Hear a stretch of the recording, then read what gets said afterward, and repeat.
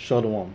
All praise to the Most High, Yahweh, Ba'asham, Yahushai, Ba'asham Wakakadash, and double honors to the apostles of the JMS, and to the bishops, the elders, and all the sincere brethren that labor in the truth like us as well, and to all the sincere brethren and sisters that listen to the truth. And I pray this may be another edifying lesson to the flocks, and with the Most High, I want to read this message and let it be heard. And before we begin the lesson, I'm introduce the true name of the Father, which is Yahweh, and the name means He exists. And the true name of the Son is Yahweh Shah Mashiach, which means the Redeemer or the Deliverer. And He's only coming to redeem His people, which is the nation of Israel. And in today's age, we would identify them as the so-called Negroes, so-called Latinos, or the so-called Native Americans, which scatter on all four corners of the world and looks like the other nations, and also practice the custom of the other nations. And with that, that will be it for the introduction of the lesson. And today's title of the lesson is basically Job's chapter 5. And let's see what it says. It says, Eliphaz's response continues.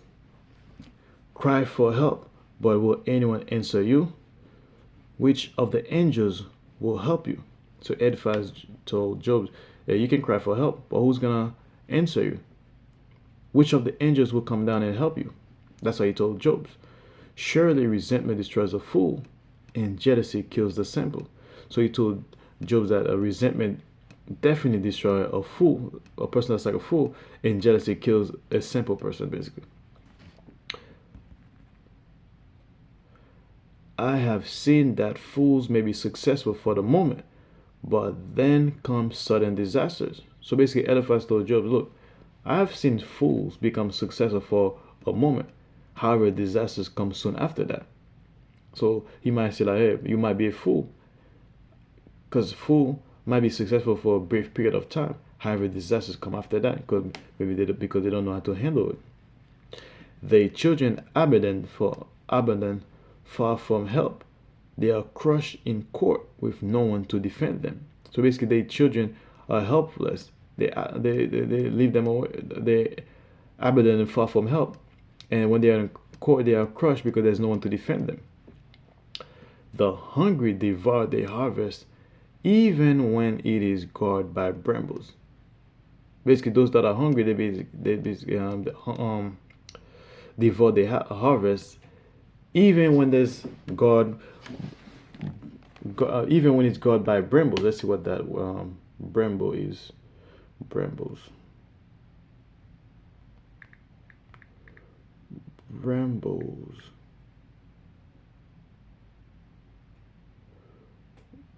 Let's see what it says. Brambles. It's like grapes. Especially blackberry or other wild shrubs of the family. Yeah.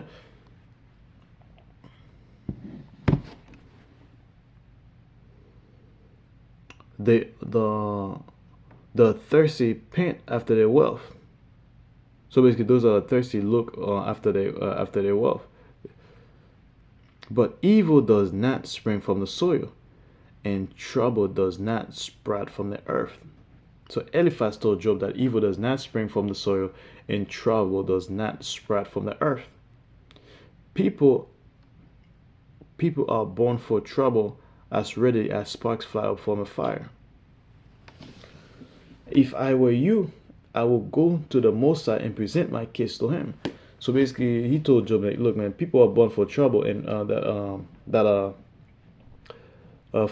people are born for trouble as readily as sparks fly up from a fire.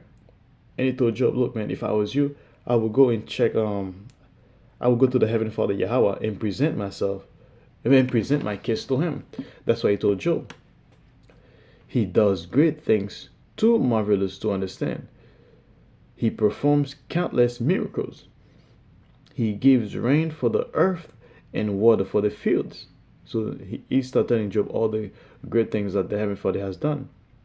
Such as he done great miracles, and he done marvelous things and performed great miracles. He gives prosperity to the poor and protects those who suffer. He frustrates the plans of schemers so the work of their hands will not succeed.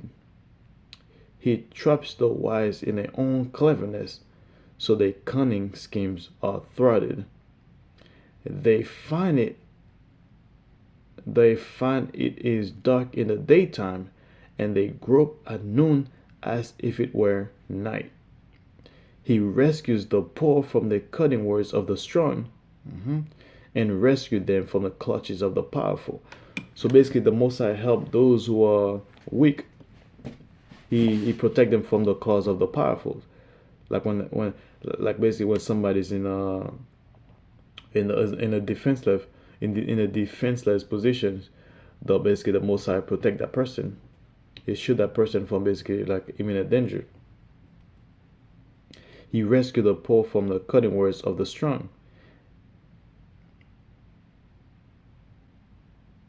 Basically, he saved a poor person basically from the sword, and he rescued them from the clutches of the powerful, which is the mighty. He protect them from the mighty people. And so at last the poor have hope, and the snapping jaws of the wicked are shut. So basically, at last the poor person have hope, because that person figured as like he's not this defense level anymore. That his life is not in danger anymore, and the snapping jaws of the wicked are shut. But consider the joy of those corrected by the Most High. So Eliphaz told you, look, consider the joy of those who are corrected by the Most High. Do not despise the disciplines of the Almighty when you sin. So basically, don't chasten the discipline of the. No, you say basically don't despise the discipline of the Most High when you sin. Don't hate the Most High when it chastening you, or when you sin. Basically, when you do something wrong, it's like when you do something right. Basically, I say when you do something right, it's like when you do something wrong and your fathers beat you. So we're not supposed to hate that, because when he beats you, that's basically him correcting you. So next time you don't do that bad thing anymore. For though he wounds, he also bandage. So the Most High wounds somebody, however, he also healed, bandage at somebody. So you see that in the Deuteronomy 33 and 39, and what the Heavenly Father say, I killed, and he also make alive. So the Heavenly Father Yahweh has the power to do both. He has the power to put you in horrible situations, and he also have the power to take you out of that horrible situations. He strikes, but his hand also heals. What does strikes mean? Strikes basically, it means like like an attack, like it hurts you, and he can also heal you basically. From 6 disasters he will rescue you. Even in the 7th he will keep you from evil. He will save you from death in time of famine. So basically, in time of hunger, the Heavenly Father Yahweh will save you. And from the power of the sword in time of war, and he will protect you from the sword basically in time of war. And when there's chaos and war, he will basically, the Heavenly Father Yahweh will protect you. You will be saved from slander and have no fear when destruction comes. So basically, when he'll save you from slander, and when there's a destruction, there will be no fear in you. Why? Because you have faith and trust in Heavenly Father Yahweh. You will laugh at destruction and famine. So basically, when there's famine and destruction, guess what? You're gonna laugh, because you're gonna be like, what the hell? You already go through all that hell. So basically, this is nothing for you. You shrug it off. Wild animals will not terrify you. So when you see like a wild animal or any sort of beast, he's not gonna scare you. You will be at peace with the stones of the field. So basically, any wild animals will be at peace with you. So basically, you're gonna be at peace with the stones of the field, and also with wild animals. You will know that your home is safe. When you survey your possessions, nothing will be missing. So basically, you're gonna know that your home is safe. And when you look around for all your possessions, there won't be anything that's missing. Everything will be intact. You will have many children.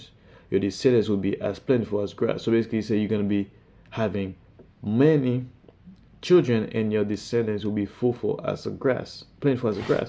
It's kind of like a foreshadow of what would happen in the future. You will go to the grave at a ripe old age. So basically, he's gonna die at an old man in old age, which means he's gonna die of, you can say natural causes. Basically, he's gonna reach his old age. So that's how he's gonna go out. He's not gonna go out with illness. Like a sheaf of grain harvested at the proper time.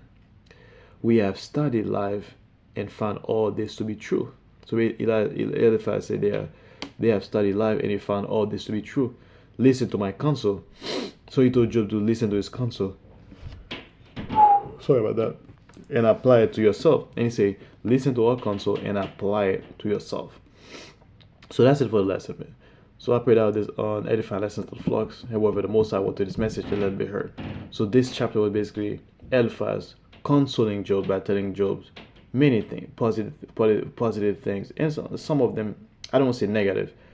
Basically, he's just telling Job, hey, he's giving him, his courage, and he also telling, hey, if you do this, that might be because you did something wrong. However, here's what the Most High can do for you. He can put you in horrible situations. However, he will also take care of you. So that's it for the lesson, man.